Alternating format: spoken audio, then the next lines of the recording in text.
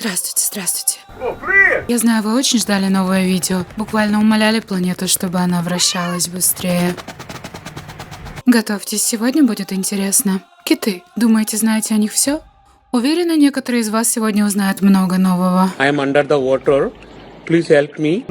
Добро пожаловать на канал, где я развлекаю себя сама, а вы можете наблюдать за этим, если, конечно, хотите, и где я делаю видео и просто надеюсь на лучшее.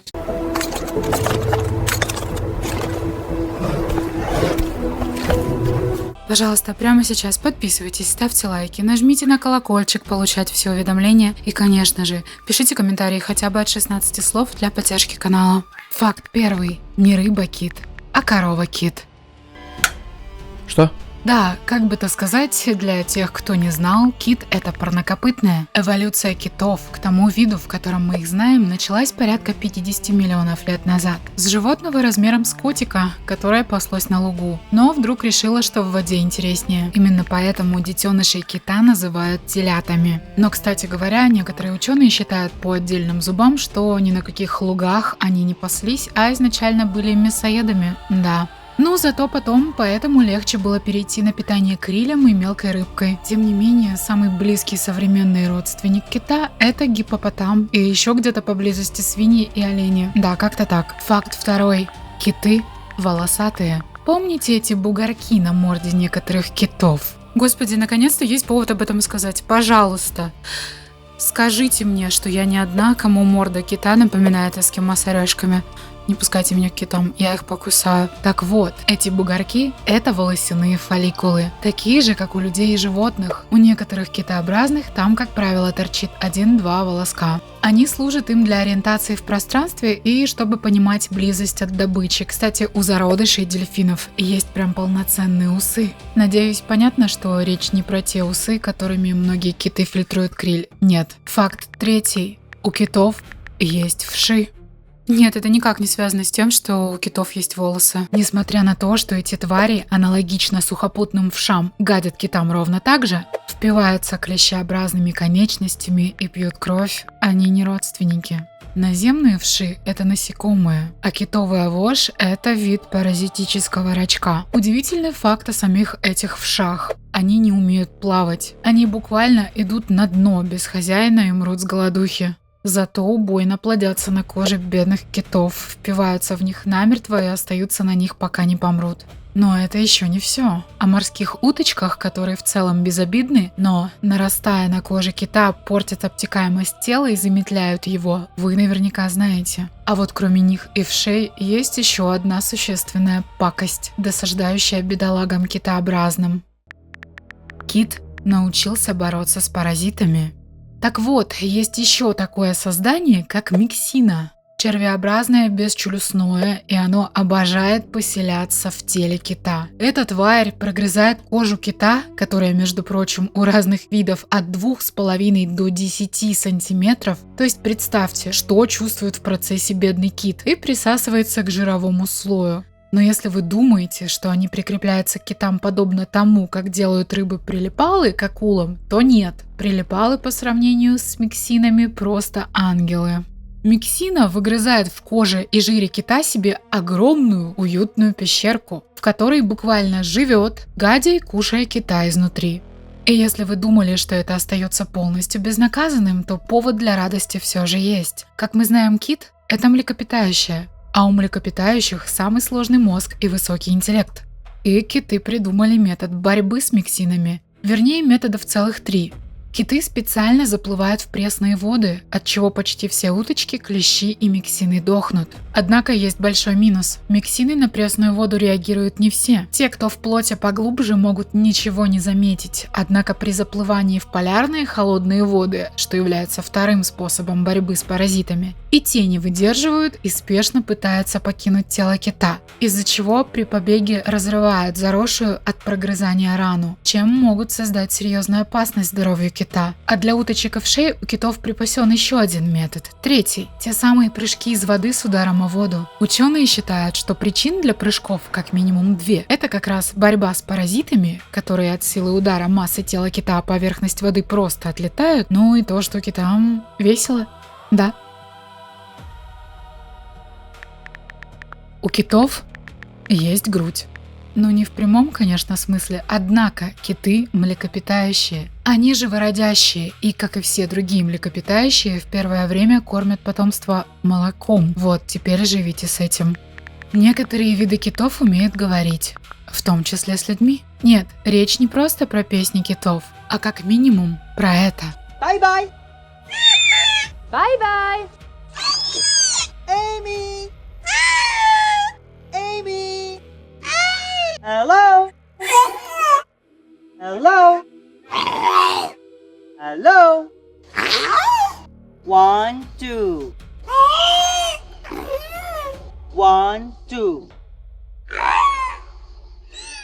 Да, у косаток самый большой мозг для своего класса после человека, но мы не можем знать наверняка, насколько это осознанно, или же это ближе скорее к говорящим попугаям и воронам. Но если вы хотите порассуждать об осознанности и могут ли они вкладывать эмоции, вот вам просто реакция дельфина на Мэрайю Керри, которая при нем взяла свою знаменитую свистящую ноту, очень близкую к высоте звука, на котором общаются киты.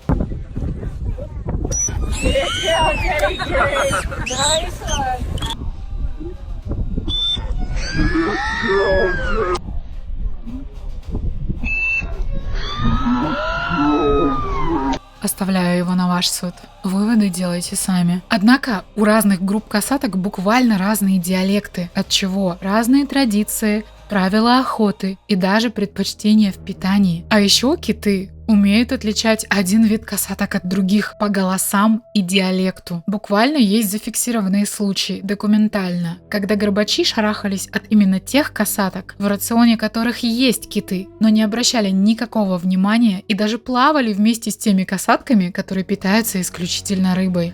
Исследовательская группа, известная как проект CETI, инициатива по переводу китообразных, проанализировала записи, сделанные подводными гидрофонами за несколько десятилетий.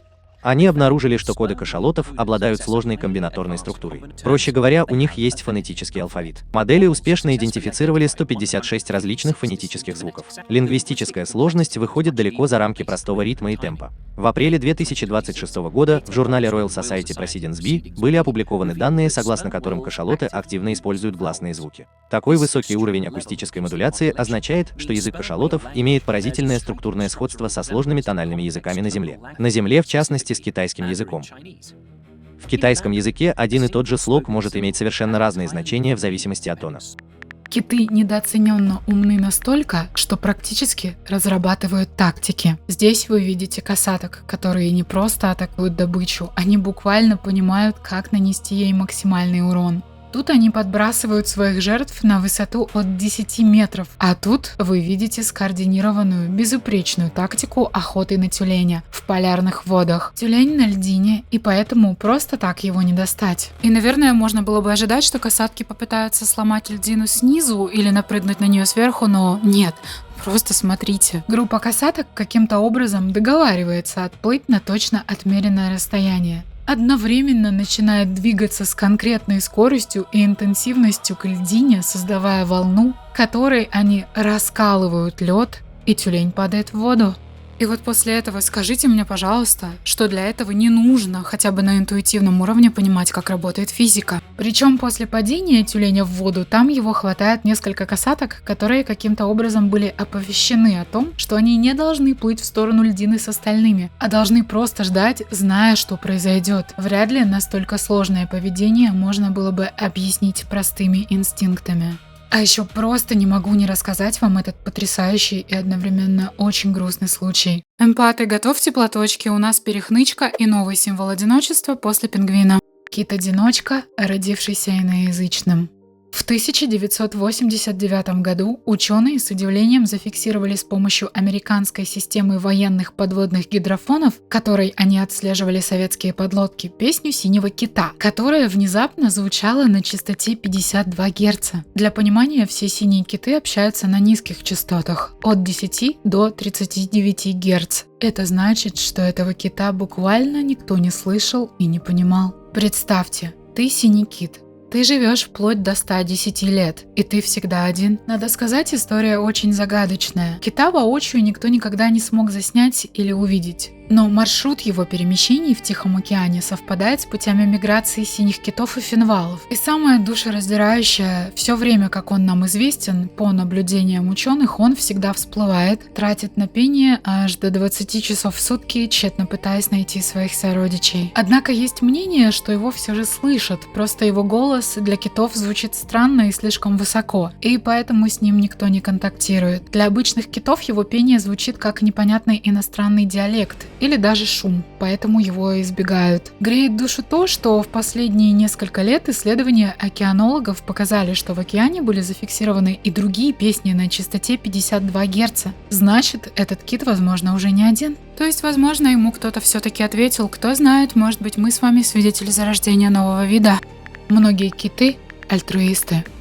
Есть буквально масса задокументированных случаев альтруистичного поведения китов. Они защищают от акул, касаток и прочих хищников не только животных, но и людей. Этот кит явно хотел отогнать меня и спрятать, и я не понимала, почему. Он плыл прямо. Ради меня он не останавливался. Он продолжал подталкивать меня, и я такая: «Эй, ты чего?» Он прижался ко мне глазом. И я такая: «Что вообще происходит?» Он не хотел меня обидеть. Он положил меня себе на голову, перевернулся, и я оказалась у него на подбородке, а потом на грудном плавнике, и он не хотел меня отпускать. Он не останавливался, и я очень испугалась. А потом он поднял меня на плавник, буквально из воды, и я закричала всем на лодке: «Помогите!». Я пробыла там 10,5 минут, а потом увидела акулу. Там была большая, очень большая акула цестус. Да, я такая: «Боже мой, он меня защищал». Есть много свидетельств того, как горбатые киты прятали тюленей под грудными плавниками от касаток. Просто никогда не слышала, чтобы они так поступали с людьми. У этих животных развито альтруистическое поведение. Если это не признак очень высокого интеллекта, то я тогда просто не знаю, что. Многие китообразные – оторвы. У них есть подобие вечеринок, то есть социальных мероприятий. На этих кадрах вы видите дельфинов, хватающих ту самую ядовитую рыбу фугу. Но у социальности дельфинов есть и светлая сторона. Это дельфины из австралийской бухты Тинкан. Во время локдауна и карантина, который начался в 2020 году, дельфины вдруг стали приносить на пляж камушки, ракушки, кусочки кораллов и даже бутылки, которые находили на дне. Океанологи долго не могли понять причину такого внезапного нового поведения. Выяснилось, что дельфины просто соскучились по общению с туристами и вниманию. Дело в том, что эта бухта знаменита тем, что дельфины там с людьми крайне охотно идут на контакт. И когда люди перестали приходить на пляж, дельфинов сначала замечали постоянно находящимися у берега, а затем оставляющими предметы на берегу так близко, как они могли дотянуться во время прилива. Видимо, дельфины думали, что люди вернутся, если увидят диковинные подарочки, бережно принесенные на пляж. Когда локдаун закончился, в подтверждение прекратилось и такое поведение животных, как только люди снова начали посещать побережье бухты. Вертикальный сон и сон половиной мозга. Это не кадры криповой сцены фильма ужасов, это спящее семейство кашалотов. Но это не единственный странный вариант сна. Например, зубатые киты выработали такую способность, как однополушарный сон. Это значит, что киты могут внешне практически не менять свое поведение, реагировать на раздражители, подниматься к поверхности для вдоха, но при этом одно полушарие их мозга полностью спит. Они спят так часто, иногда по несколько секунд, что могут продолжать вплоть до того, пока не наберут необходимые несколько часов за сутки. По поводу снов, так как у китов нет быстрой фазы сна, скорее всего, им ничего не снится. Но у ученых есть подозрение, что киты могут видеть сновидения во время медленного сна, не так, как мы. И еще один факт. Вы самые лучшие подписчики на планете. Спасибо за мощную поддержку, я ее чувствую. Всем большое спасибо за просмотр. Мы увидимся с вами совсем скоро. Всем пока.